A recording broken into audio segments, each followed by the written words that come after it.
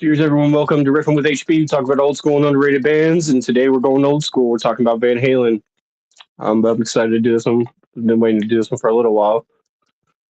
In our next episode, we'll be doing Sly and the Family Stone. Let me get my notes pulled up on my phone here. I don't know if you guys are new to the show or if you just now started to watch. We recently changed our format. I read just a few things off of Wikipedia, and then I got some cool fun facts, but the majority of it's just going to be me riffing and talking. But give me just a second. We're in 1972 in California. Oh, I'm back feeding. Hold on a sec.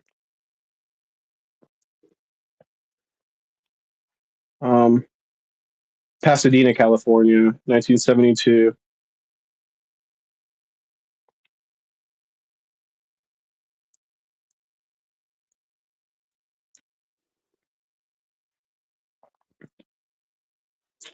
We're going old school again. We keep bouncing back and forth. The band we just recently covered was the newest band to date that we've covered. 2020, I believe. But 2019, 2020. We're going back to 1972. American rock band again. Um, Pasadena, California, in 1972, credited with restoring hard rock to the forefront of the music scene. Van Halen was known for their energetic live performances and ferocity of their guitarists. Um, Eddie Van Halen, it says here from 1974 to 85. Van Halen consisted of guitarist, keyboard, backing vocal, primary songwriter Eddie Van Halen, his older brother, drummer Alex Van Halen, and the lead vocalist David Lee Roth, and bassist Michael Anthony. Their self-titled album in '78 released number 19 on the Billboard 200 charts. The following month, and 18 years later, in 1996, sold over 10 million copies in the United States, achieving diamond certification. Um, and then in 1985, Roth left the band to embark on a solo career and was replaced by former um, Montrose leader vocalist Sammy Hagar. With Hagar, the group released 4 U.S. number one multi-platinum albums over the course of 11 years. In 86, 88, 91, 95, blah, blah, blah, on and on. As of March 2019, Van Halen is 20th on the RIAA's list of best-selling artists in the United States, and the band has sold over 56 million albums in the U.S., more than 8 million worldwide, 80 million worldwide, making them one of the best-selling groups of all time. And as 2007, Van Halen is one of the only one of 5 rock bands with 2 studio albums to sell more than 10 million copies in the United States, as tied for the most multi-platinum albums. I wonder who the other people are. Come back to that.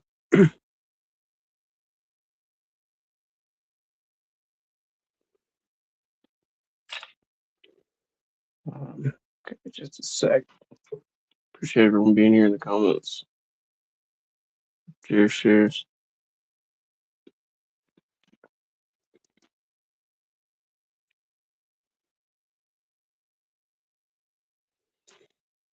The band got the name Eddie Van, or sorry, I think God, Jesus Lord. The name got the name Van Halen to highlight the last name of the founding brothers, Eddie and Alex Van Halen.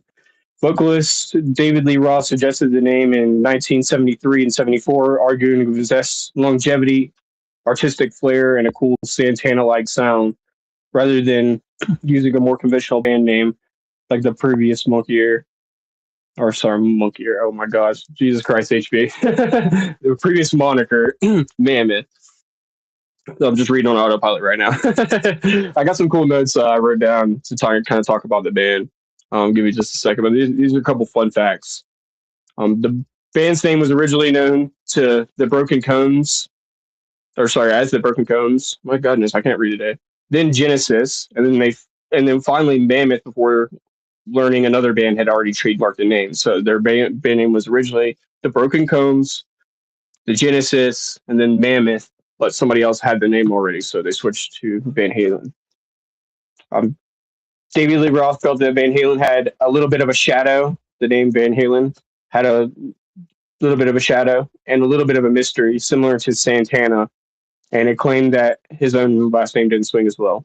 Alex and Eddie Van Halen initially thought naming the band after themselves sounded too egomaniacal or egomaniacal. Yep, I could see that. And then, but ultimately accepted the suggestion. But what a cool last name! And then there's been other people that do this too. Leonard Skinner, as we know, they named their band after Old School. It was an old gym teacher that they had. Before settling on their surname, they considered calling themselves Rat. Salade, I think is how you say that. Salad. After a Black Sabbath song. And the name change took effect around 73, 74.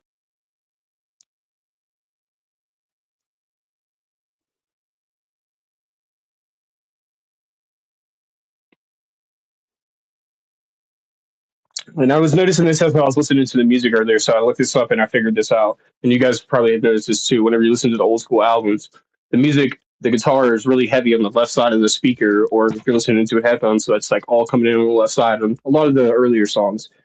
And Eddie Van Halen's guitar was heavily panned on the left side on the early albums as deliberate production choice by the producer Ted Templeman to create a huge, raw, and isolated sound. This technique highlighted the guitar's energy while often replacing the studio reverb or effects on the right, aiming to maximize stereo separation on vinyl records. Um,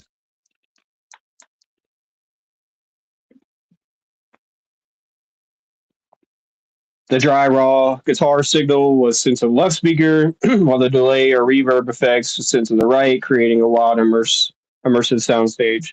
And really, that's why I was so intrigued when I was listening to this. I'm like, it's really technical. It's like what made them decide to like set their songs up that way and really do it that way. It's kind of interesting.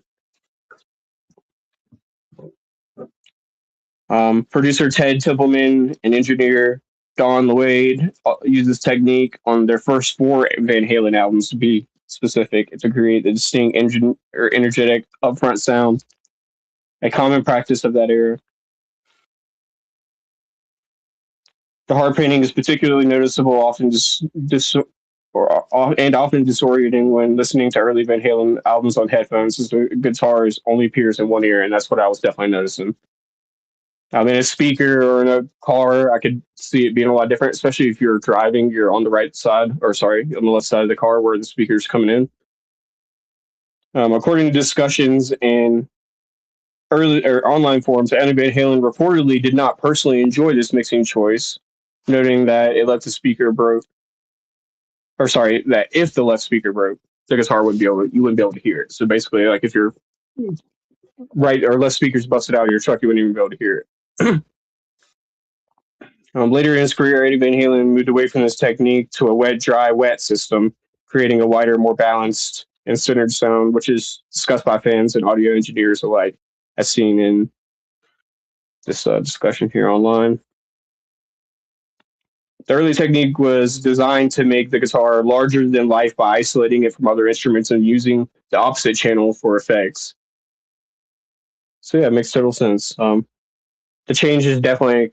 It's. I was saying it's like so intriguing. That's what I was thinking whenever I was listening to this. But the change is definitely necessary because if you're going to do it, you could be heavy on the guitar on this side if you would like, but you still have to have the guitar playing on the other side of the speaker for it to be a full sound. And that's kind of cool because you got to think about when you're listening to a band play live, you're obviously they're playing at you, but when you're listening to a song with your headphones, it's like you're standing on stage with the band facing towards the crowd. So if he's on the left side, it's not like you're looking at them. He's on the left. He's on the left. You're standing out towards the crowd. And they're on the left side or the right, wherever the bass is, depending on the setup. And different bands and different engineers do different shit, try to make it sound different, gives it a crazier tone. And to me, I'm kind of term ignorant, so whenever I hear things like wet, dry, wet, I'm like, oh yeah, I think I kind of get what he's saying. It's like the way the sound comes in and the tonality of the sound and where you have the instrument set up to give it the sound that it has. It's pretty interesting.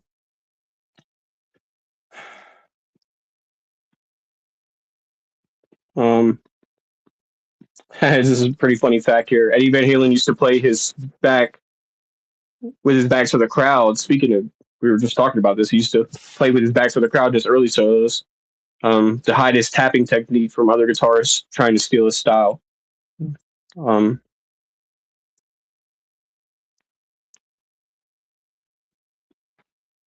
I actually thought I had a piece in here on that. I don't apparently though.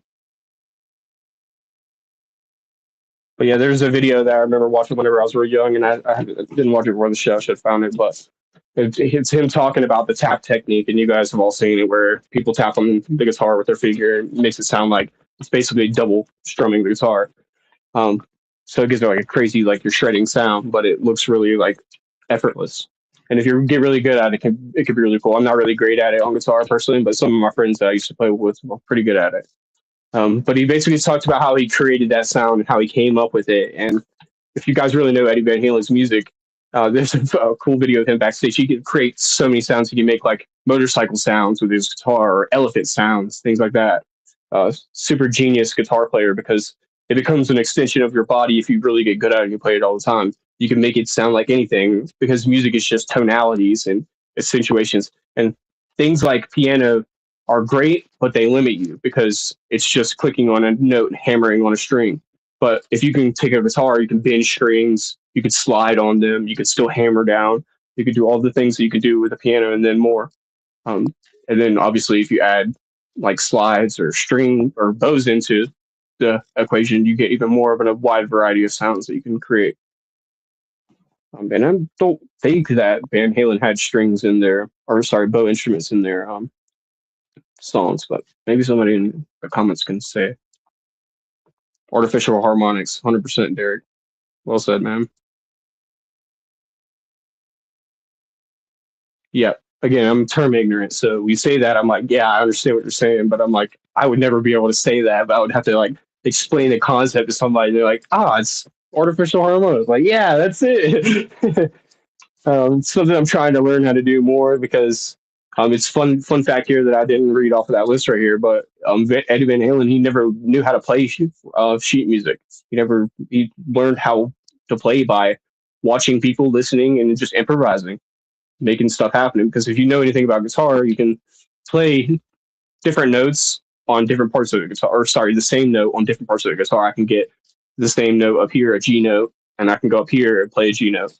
So you might not be playing exactly where the original artist is playing, but you're getting the same sound. And this is the debate amongst guitarists whenever you're looking up a online video of how to play a song and somebody's showing you how to do it. They're doing a cover of it, and showing you the tabs and stuff.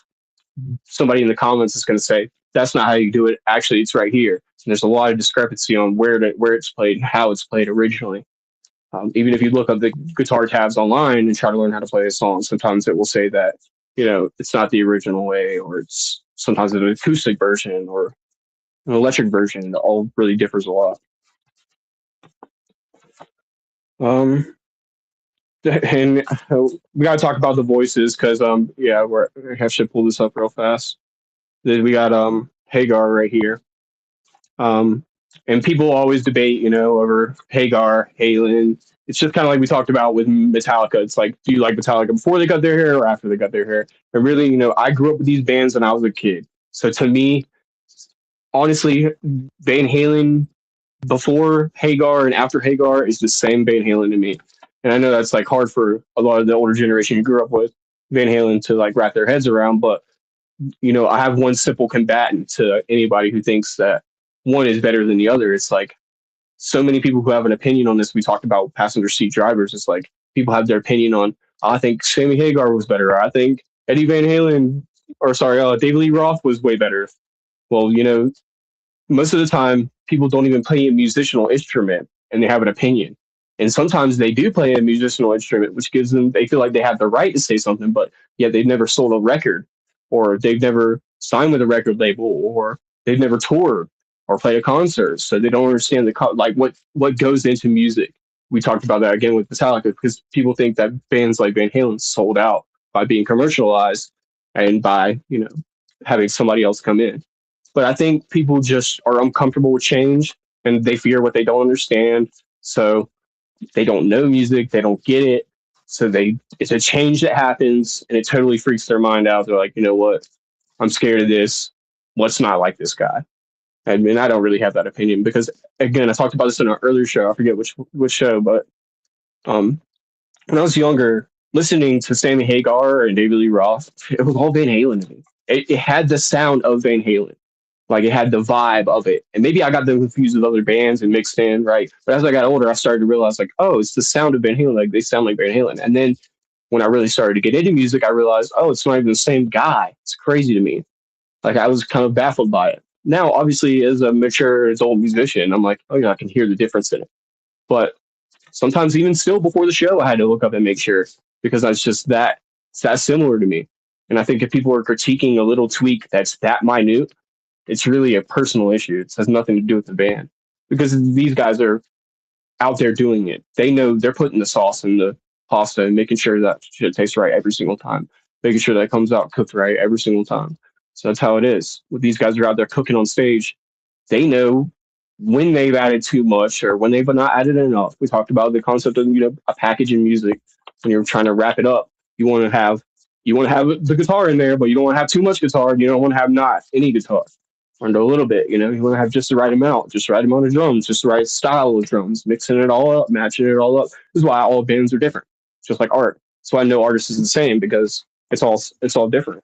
Everybody's style and input, and individually, much less whenever you get 4 or 5 people together like this, creates a whole different vibe.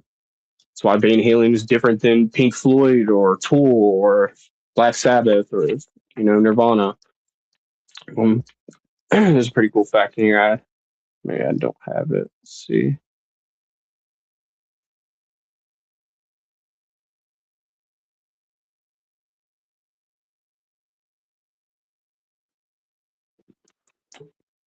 Let me see if I have to look this up again. Hold on. I did have it. I don't see it in here though.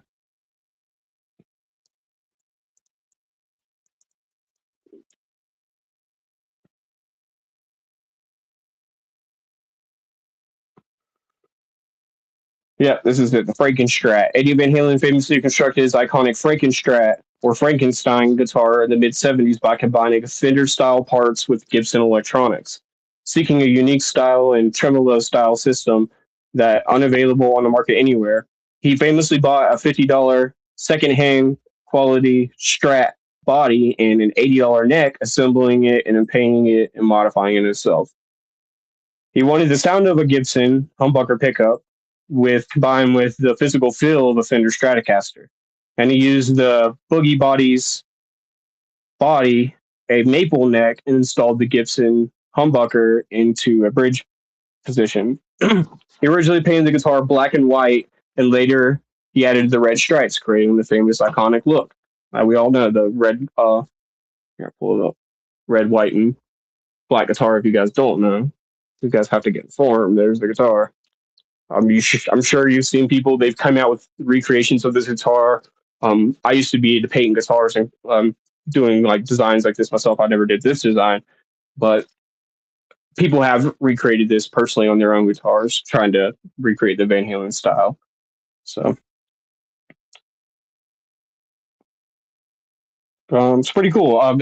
You guys might know this about Nirvana. Kurt Cobain was a left-handed guitarist, and left-handed guitars were really hard to find back in the day. I mean, they're still hard to find now, especially in like secondhand stores.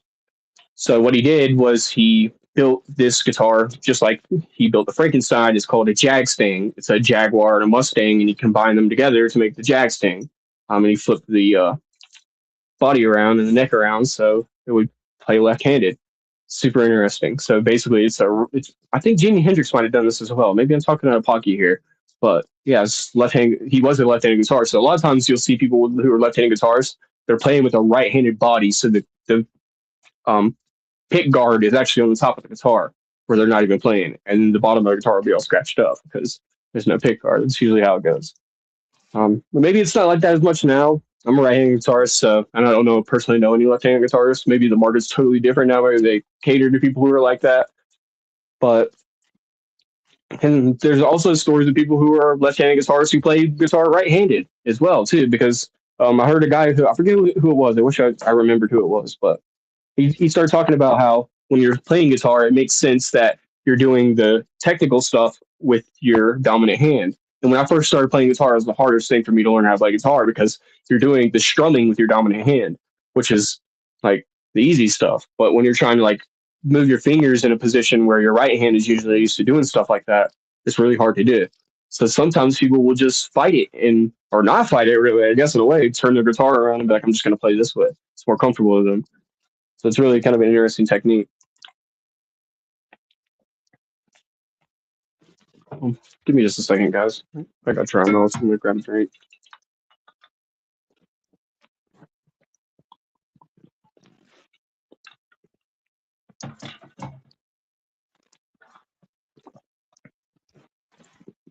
Um, and that's speaking about the guitar. Jimi Hendrix. People used to say this about me all the time whenever I played guitar as a young kid. When I first started really getting into it, they were being kind of like cute and smart and like polite. It's like when you're playing and you suck, they're like, "Oh, you're trying to be like Jimi Hendrix."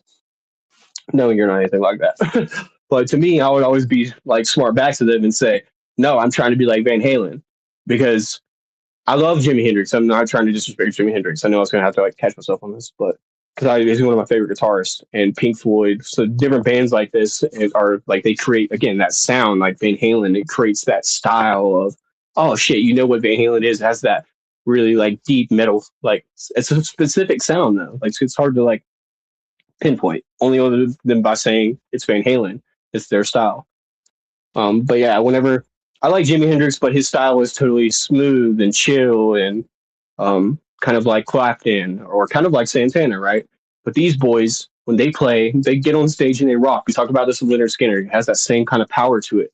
The kind of music that I like to play isn't necessarily the music that I like to listen to. I do like to listen to Van Halen, but when you're playing it, it feels like I don't play soft music as much as I do play like heavy metal and grunge and stuff like that. Where if I'm listening to music, it might be any type or style of music. So to me, whenever I was a kid, I'm like, no disrespect to Jimi Hendrix, but if I'm getting on a guitar, I'm gonna fucking rock out, or else, I will like do some kind of like finger picking stuff, and I have some songs that I wrote that are kind of chill and stuff. But again, because I don't like box myself up as a musician or an artist, like to be like you're a grunge player or whatever, right? So I mix my style up a lot. I mean, I like to play a lot of like Red Hot Chili Peppers and stuff like that, which we'll cover soon, by the way. But yeah, to me, it was always funny to be when people are like, "Oh, you're trying to be like Jimi Hendrix. You're trying to be like Jimi Hendrix. You're trying to be like Eric Clapton." Because it's like the people that people just who don't know music, they know these people. It's like people who don't know boxing only know Muhammad Ali, or people who don't know motocross only know Ricky Carmichael or something like that, right? So it's the same kind of concept. When people don't know music, they're like, "Oh, Jimi Hendrix, Jimi Hendrix, Jimi Hendrix." Well, Jimi Hendrix is great, but Jimi Hendrix isn't my style. I'm more of like a Van Halen kind of dude, because if you're gonna like relate to me to somebody who's like an iconic guitarist, and he passed away in 2020 sometime, I believe. So, RIP. Check some comments real fast here. Hager had a great solo career before joining Van Halen. Diamond Dave was a real showman. Yeah, and I don't know much about that. I forget. We'll have to go back to Wikipedia to even know the name of his band, because it's like the unfortunate thing. Like to me, I kind of like fawn for that, and that's why I appreciate some of the older guys here in the chat, because I fawn for that memory of being able to go back in time and be like, what was it like when Van Halen came out, and then when they transitioned? Like, how was that so different? Like, how did that affect people? And you guys are feel free to answer in the chat too, by the way. But yeah, um, yeah, it's kind of interesting because um, honestly, once you become known with the identity of being Van Halen, you can't step away from it. Like you step into it and be like, "Oh, it's cool, it's Van Halen." But then when you like become known, it's hard to step away. And maybe that's why David Lee Roth stepped away from the whole thing. Maybe he was like, you know what? I just want to be myself and do my own thing. Like, as a musician personally, not a famous musician, but just a musician in general, like an artist, it's kind of nice to like be able to have your own input and your own style, your own identity, what make it what you want. When it This is the difficult thing about bands. We talk about this on the show a lot. It's hard for five people to get together and play their instruments and do it well. And then those people have personalities they carry with them into the bands. So you might fucking play with the drummer so well, but the drummer might be a dickhead, or you might be a dickhead, right? So, or you both might be dicks, or you just might have like creative differences, or whatever your thing is that creates turmoil in a band. So once you become known with, hey, I'm Van Halen, that we have to get along or else we won't be able to be this identity. But when you're yourself doing your solo shit, then you're kind of free to do what you want. And it's kind of off topic, but not really. I guess it's on topic. He has a vodka or tequila, right? No, we talked about this the other day. He has a tequila. What's the name of it? Somebody probably knows in the chat.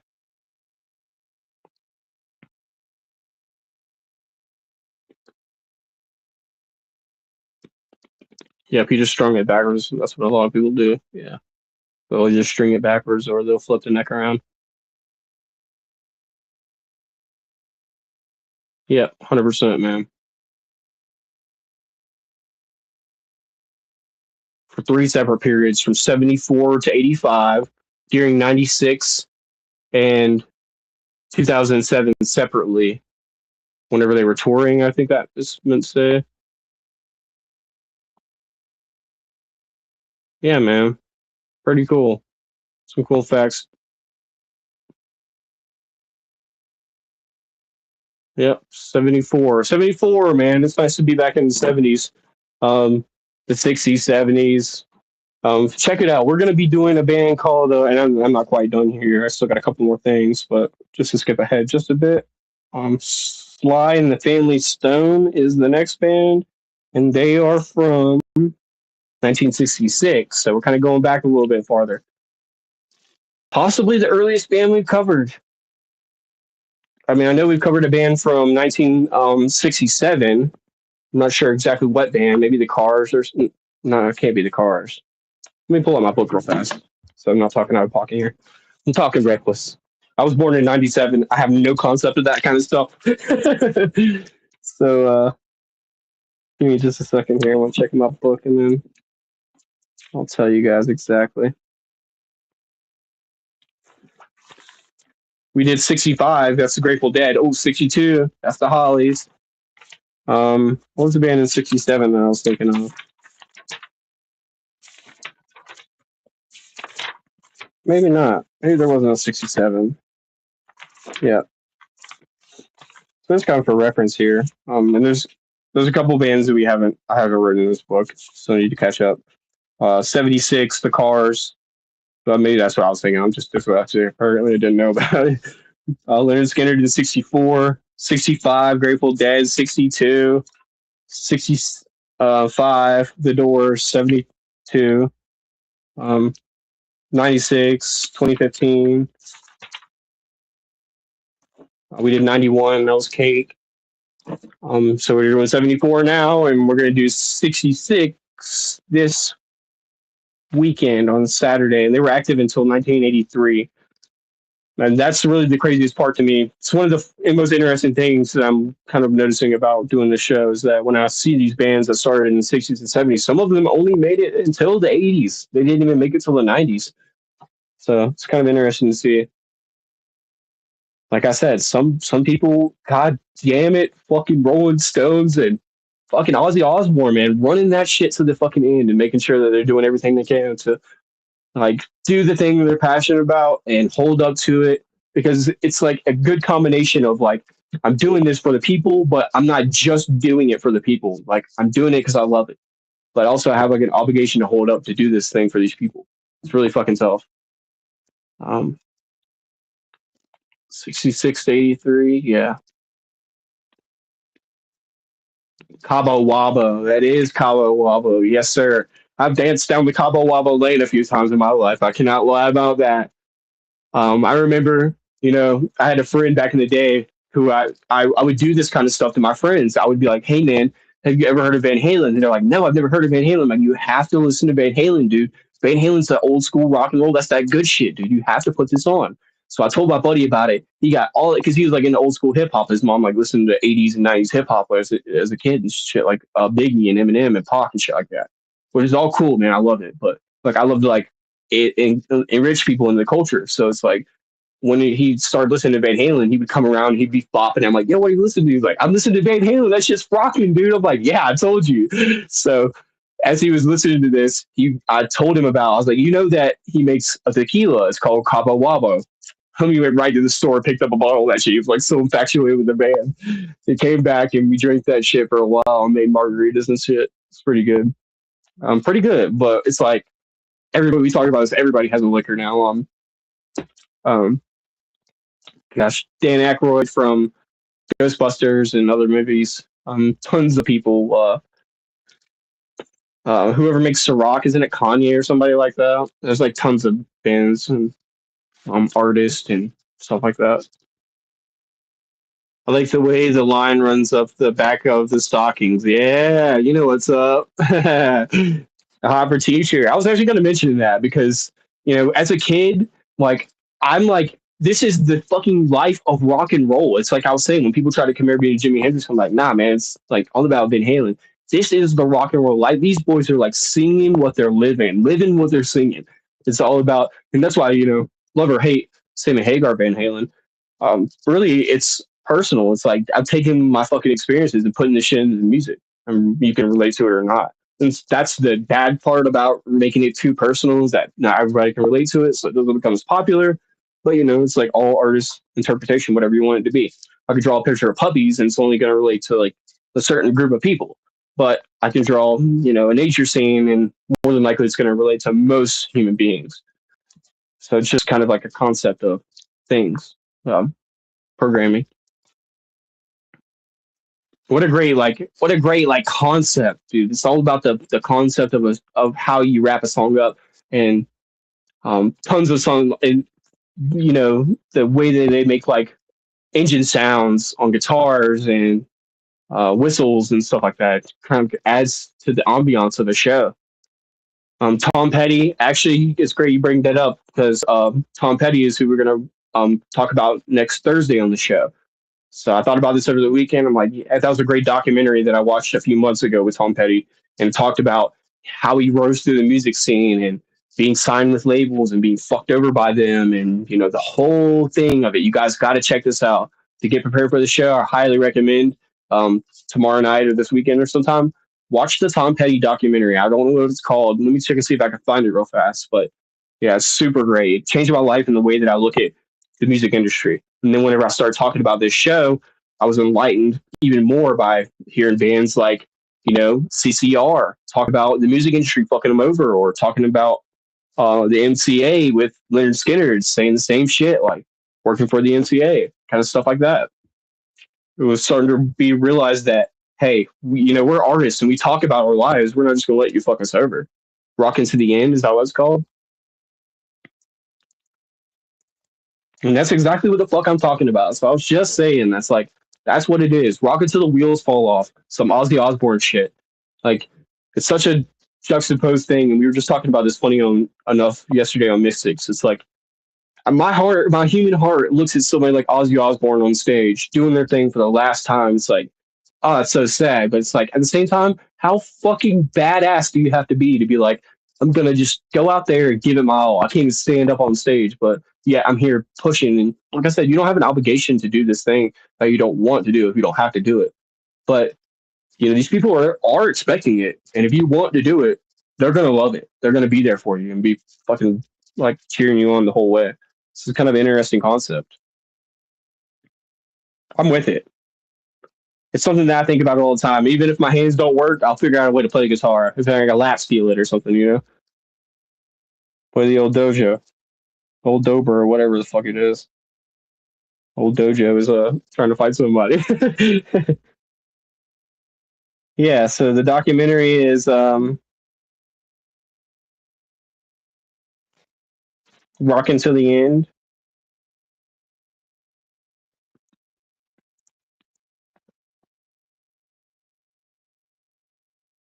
No, running down a dream. No, that can't be it either.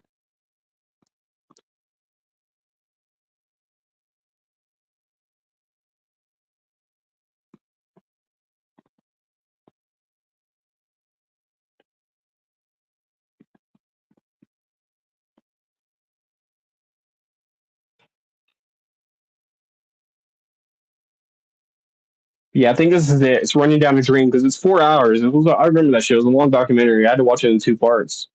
Um, but yeah, it's called Running Down a Dream. It came out in 2007. That was a crazy long time ago. It shows you even since then. And God, R.I.P. Tom Petty. It speaks to why people get so caught up in the music industry and feel like they have to turn towards drugs and stuff like that to be able to, deal with all this being fucked over and stuff like that. It's kind of crazy. And I'm not saying these people don't like sign up for it, but at the same time, it's like they don't actually know what they're signing up for. They're making deals with the devil, and it seems like it's God. But yeah, check that shit out, and we'll talk about Tom Petty on Thursday. And um, yeah, I think that's all I've got here, guys. I think that's all I've got.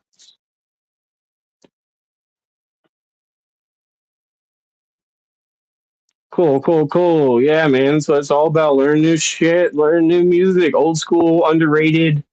Yeah.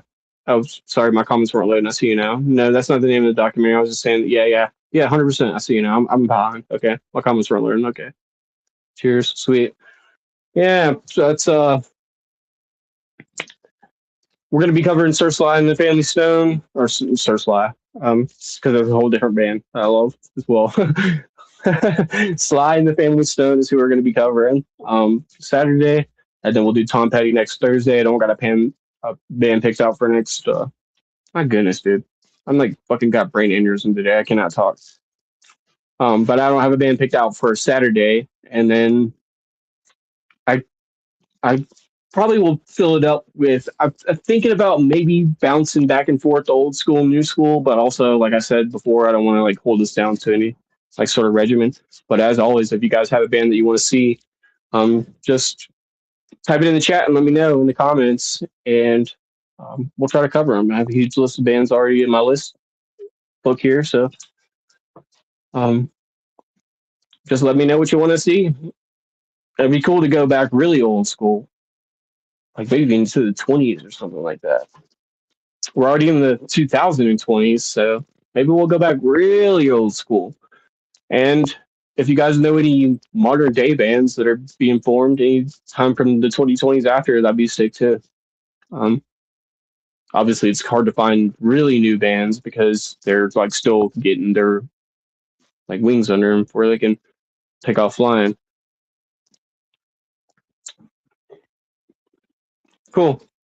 Well, we've been running for about 35 minutes or so. Cheers, everyone. I will see you guys tomorrow for Mystics for our Five Agreement Friday. Um, Remember, this is I love this because kind of we switched to five agreements now, so I can talk about how it's like good to be skeptical and learn to listen to all these bands. If you think you don't like them, or if you think you know them, be skeptical about what you think you know, and see if you can learn some other stuff about them. Because I tend to do this as well, and I've learned this about a lot about doing the show. It's like you're like, oh, I know Eddie Van Halen. I'm not gonna look him up, but you look it up, dude. It's just like one person was saying in the chat. It's like you start to learn, like, oh, that's cool. I didn't know that. Oh, I didn't know that. Wow, it's neat. I didn't know that. So yeah, it's always cool to know something else. You're never better for not knowing something, and you can always learn more. Cheers. I'll see you tomorrow, buddy. Everybody else have a great weekend. Be safe. Thank you guys so much for joining in, and remember, drop your bands in the comments. We'll get to everybody's bands eventually. That's why we're doing this shit twice a week now, Thursday and Saturday, so we can try to cram everybody in there. And then as we go, just like with Sly and the Family Stone, I'll be doing Foster the People and then figure out a band from the 1960s. So it's pretty cool. Drop it in the chat. We'll get back to you guys. Everybody have a great weekend. Bye, everyone.